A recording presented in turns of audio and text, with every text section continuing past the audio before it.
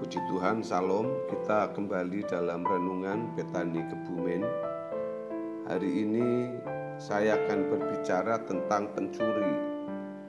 Saudara yang dikasihi oleh Tuhan Yesus, di dalam Matius pasal yang ke-16 ayat yang ke-6, di sini mengatakan Yesus berkata kepada mereka, "Berjaga-jagalah dan waspadalah terhadap ragi orang Farisi dan Saduki."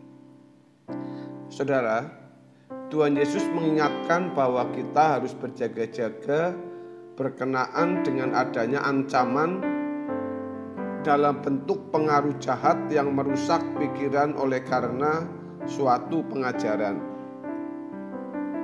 Pengajaran dan pola hidup yang jahat dapat ditularkan oleh tokoh agama seperti ragi.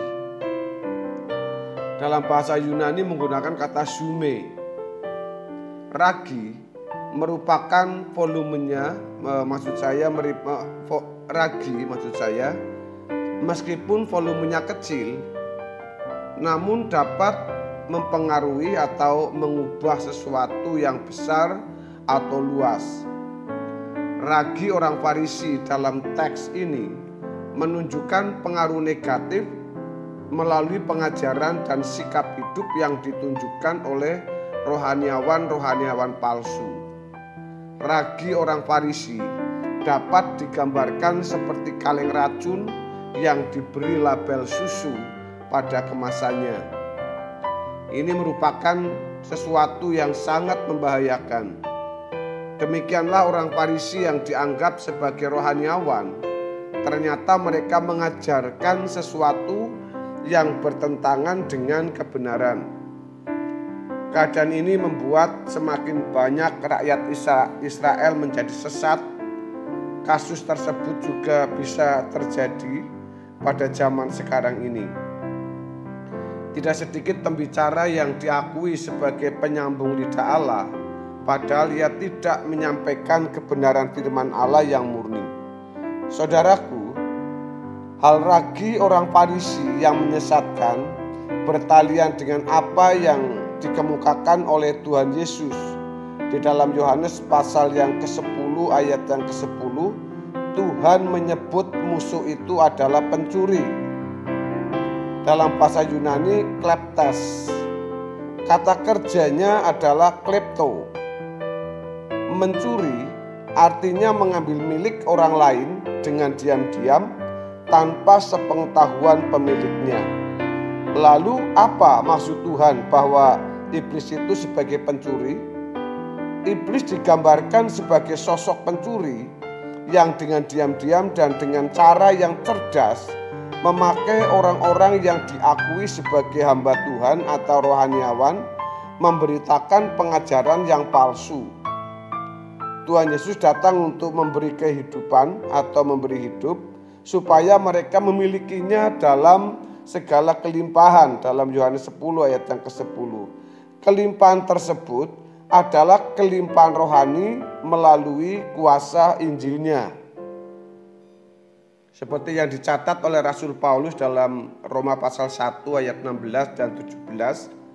Sebab aku mempunyai keyakinan yang kokoh dalam Injil, karena Injil adalah kekuatan Allah yang menyelamatkan setiap orang yang percaya.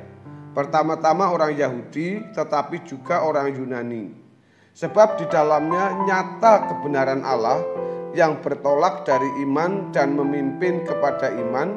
Seperti ada tertulis, orang benar akan hidup oleh iman. Iblis datang untuk mengambil kehidupan dan membawa manusia kepada kemiskinan. Kemiskinan di sini tekanannya bukan materi, melainkan kualitas diri di hadapan Allah.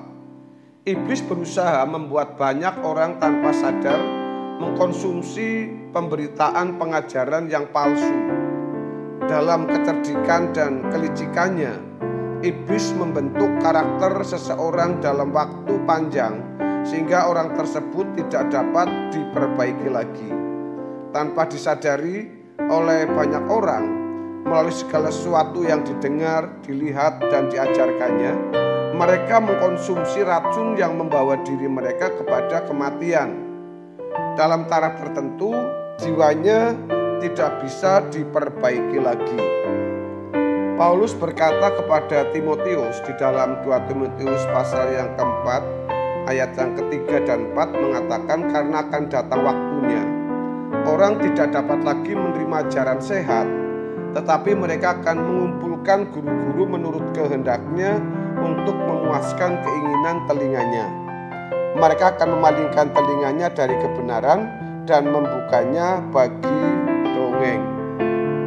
Fenomena ini terjadi pada orang-orang Kristen yang sudah lama hidup dengan cara berpikir anak-anak dunia, sehingga mereka tidak mampu untuk mengenakan kebenaran Tuhan. Dalam lingkungan gereja, banyak jemaat telah diracuni oleh pengajaran yang salah dan tertulari spirit yang terpancar dari pembicara yang hidupnya tidak sesuai dengan kesucian Tuhan. Ini yang disebut sebagai ragi. Saudara, dalam kegiatannya iblis mencuri dengan memakai orang-orang sebagai pelaksananya. Pada zaman Yesus, iblis bisa memakai para rohaniawan agama seperti orang-orang Farisi untuk mengarahkan umat ke jalan yang salah. Dalam pernyataannya, Yesus berkata, "Aku berkata kepadamu, sesungguhnya akulah pintu ke domba-domba itu. Semua orang yang datang sebelum aku adalah pencuri dan perampok, dan domba-domba itu tidak mendengarkan mereka." Dalam Yohanes 10 ayat yang ke-7 sampai dengan ayat yang ke-8. Dalam pernyataan Yesus tersebut, Yesus membandingkan dirinya dengan orang-orang Farisi dan tokoh-tokoh agama Yahudi yang tidak melalui jalur yang benar dalam mengajar umat. Saudara, untuk dapat membedakan apakah seseorang membawa pengajaran yang sehat atau tidak, sesat atau benar, harus menggunakan ukuran firman Tuhan yang tertulis atau ditulis di dalam Alkitab. Ukurannya bukanlah kelakuan lahiriah orang yang mengajarkan kebenaran tersebut semata-mata. Memang pada akhirnya kita dapat membedakan nabi palsu atau tidak tergantung dari buahnya. Di dalam Matius pasal yang ke-7 ayat 15 sampai ayat yang ke-23. Namun dalam kondisi tertentu kita membutuhkan klarifikasi segera atau secepatnya sebelum kita terjebak lebih parah ke dalam penyesatannya. Untuk itu kita harus menggunakan Alkitab sebagai tolak ukurnya. Harus dipahami bahwa iblis bisa mengelabui orang Kristen dengan cara-cara yang sangat cerdik. Pengajar-pengajar palsu akan ditampilkan sebagai orang baik, lemah lembut, mengadakan mujizat dan lain sebagainya.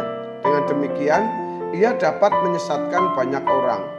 Hal ini disuarakan oleh Yohanes secara jelas dalam suratnya bahwa berhubung banyak nabi palsu pergi ke seluruh dunia, maka kita harus menguji setiap roh. Di dalam 1 Yohanes pasal 4 ayat 1. Terkait dengan hal ini, Rasul Paulus mengatakan agar orang percaya bersikap tegas kepada mereka yang mengajarkan Injil atau Yesus yang lain. Di dalam 2 Korintus pasal yang ke-11 ayat yang kedua sampai dengan ayat yang keempat. Hal ini menunjukkan bahwa kita harus bersikap tegas terhadap pengajaran yang tidak sesuai dengan Alkitab. Pada dasarnya, ciri pengajaran yang sesat adalah tidak menekankan kesucian hidup untuk serupa dengan Yesus, tetapi menekankan pada berkat-berkat jasmani dan mujizat. Tidak menekankan langit baru dan bumi baru atau Yerusalem baru, tetapi keberhasilan atau sukses di bumi, dan tidak mengajarkan untuk mempersembahkan hidup sepenuhnya bagi Allah. Saudaraku yang dikasihi oleh Tuhan Yesus, dengan peringatan ini, mari kita hati-hati. Pencuri itu licik, cerdik, dan cerdas untuk bisa mengelabui siapapun kita. Kita harus berjaga-jaga, kita harus waspada terhadap ragi. Bahkan apa yang kita lakukan, yang kita sampaikan harus benar-benar diteliti kebenaran itu supaya menjadi berkat bagi banyak orang. Saudaraku, kiranya kebenaran firman Tuhan hari ini memberkati kita semua, dan Tuhan memberkati saudara terus diberkati dengan kesehatan, kekuatan, hidup dalam perlindungan Tuhan. Tuhan Yesus memberkati. Haleluya. Amin.